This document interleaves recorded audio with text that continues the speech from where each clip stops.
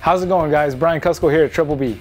Today we're going to be talking with my buddy Enrico Spadoni. You may know him as Admin Krabby Pants on the Positive Pythons page on Facebook, or you just may know him as a big cuddly teddy bear of a guy, even though he looks like he could probably squish you with his thumb.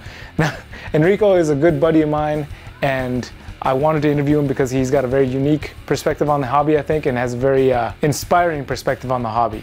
So I'm hoping that what he has to say to do inspires you. You're watching Triple B TV.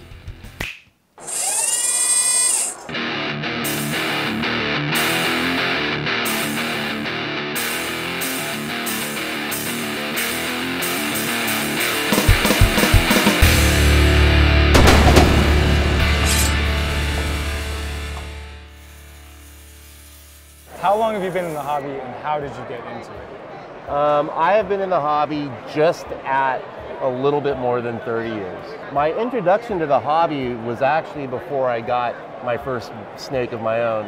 When I was 10 years old, I went to a science camp at UC Berkeley, and at the Lawrence Livermore Hall of Sciences, we all got to pick things to make the intensity of our focus for a week. We all got the opportunity to pick animals to do research on and to learn about and really learn about, not just go, oh, this is this and that's its name. And I picked a yellow anaconda. She was about 12 feet, completely calm, which was a horrible introduction to yellow anacondas because I presumed they were all sweet. And she was a big girl, and I learned how to sex her. I understood that they were a boa, and that boas have live babies as opposed to eggs. And it was really my first look at reptiles. And I think at that time, even at 10, what I realized is when we were doing our lab sessions and everybody was playing with the cute fuzzy stuff, I was really enthralled by watching the snake try and process everything going on the same way I was trying to process the animal. It's a different level of interaction, I think. And for whatever reason, as a person, I think you know me enough to know I am a giant freaking child. I love wonder. I like to be excited, and I love to learn.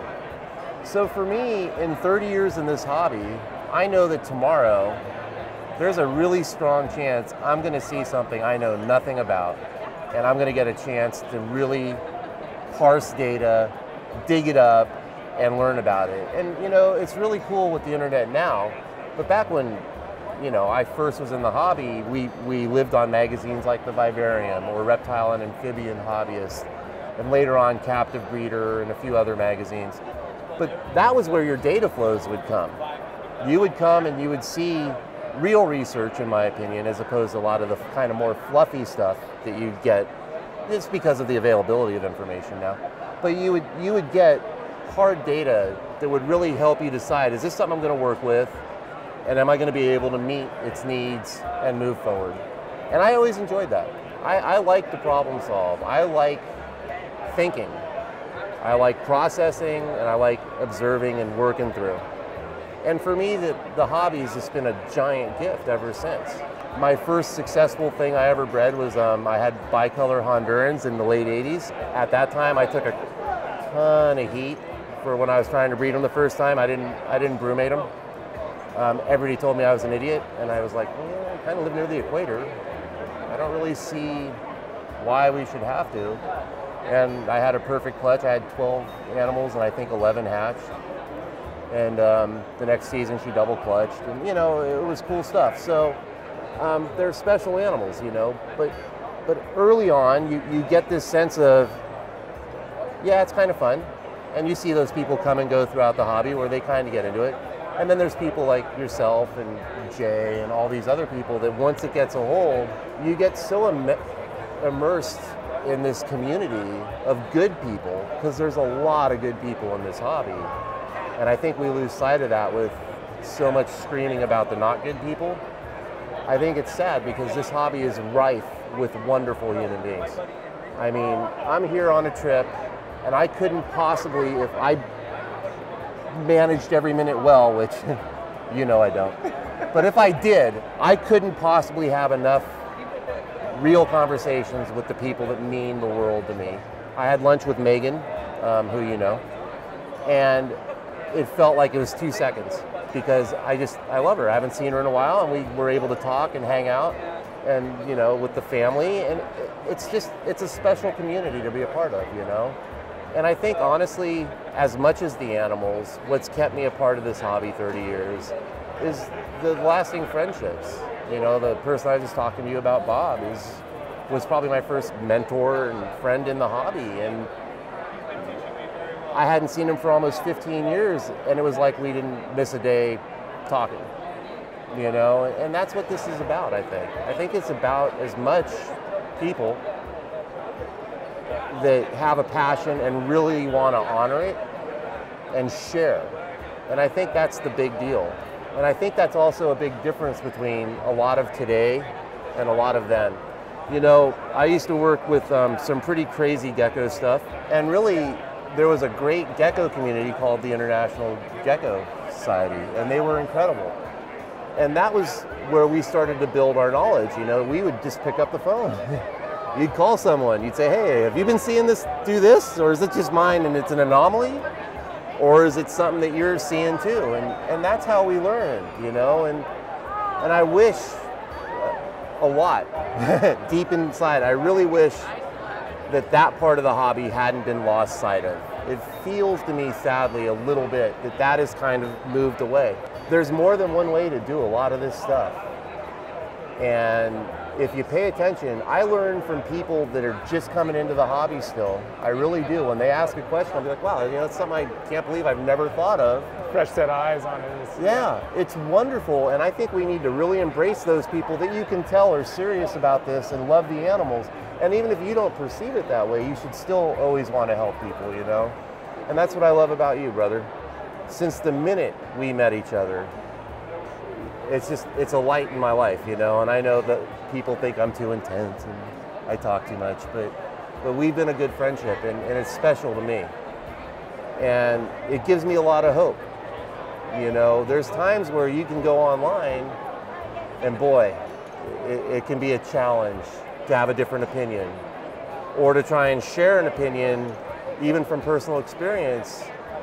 It can get a little weird, and I love that we're trying to kind of change that, I think, with Positive Pythons and some of the other stuff, and with your message, and people like Miguel and Brian and all these guys that are just pushing the strong, powerful, positive energy of this hobby. Because it's a gift, and I think we all need to share it equally with new people and with people that we've known. You know, I've got a close friend that lost everything in the fires, and to watch the community support him reminds me of exactly how special our hobby really is. The minute somebody really has a genuine need, the amount of people that come forth and say, hey, let's roll with it and help how we can help. And you don't see that in life enough anymore, sadly. I really don't believe you see it nearly as much as it could happen. You seem to see it in this hobby a lot. And you do see it in this hobby a lot, brother. I mean, you've been amazing to me, both with your just knowledge and time and your friendship, you know. And Jay, I think about the things he's done for me. I would never have believed in my wildest dreams that friendship and the things that have come from that friendship are amazing. I met you because of that. You know, it's a special thing to be a part of. And, you know, I guess the bottom line was, you asked me what got me into it. I don't really know what made me get into it to this level, other than I do love wonder. I love to share that wonder with people. The thing that geeks me out the most, you know, I'm a photographer, showing somebody a photo that they're like, wow, I had no idea that I was that beautiful, or I look that strong. That geeks me out. That just, I don't need money. I'm stoked. That's what it's about. Same thing with this hobby, man. You show a child something, and it's like a magical moment for them, and you can just see it opening up inside them, and that you might have reached them in a way that can alter something for them in a positive way. I really hope that I'm still doing this in another 20 years with my kids. My youngest has a strong interest in it. My oldest he's a little different. He's not psyched on it, but he's only impressed by the animals when his friends are around wanting to see them all. He's 10. My 7-year-old, since he was 2, has wanted to help me with Lita and the big snakes, the retics. He has his own snakes that he works with and takes care of, and that's really cool. You know, and so it's a blessing. Awesome, man. Sorry. Dude, thank you. That was beautiful. I love you, dude. So, I love you too, I like man. to talk, so. Every now and then I get an interviewee where I only need to ask one question and I get the whole thing. My goal here is always to bring out whatever somebody has inside of them to share with the world. And if I can do that one question, sweet. So I hope you guys enjoyed that. Next week, we're going to be interviewing Philippe de Vaugelay, which I finally think I got his name right. Is big inspiration to me and also Enrico growing up in the hobby of reptile keeping. So it's a really good one and I hope to see you there. Until then, you've been watching Triple B TV. Y'all take care.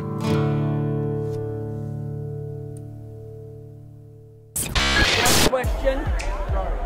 He was doing an interview. Guys, to be fair, I only asked him one question. How did you get into that? How long and how did you get into that? How long have you been in the hobby and how did you get in? Let me start that up. Oh my God, that's awesome! Oh, I could have gotten a picture for her. You're beautiful, that was awesome. Are you new to snakes? I said you're beautiful. I'm sad I didn't get a picture of that. Do you like snakes? Is that a first time thing? Is that a first time with the snakes?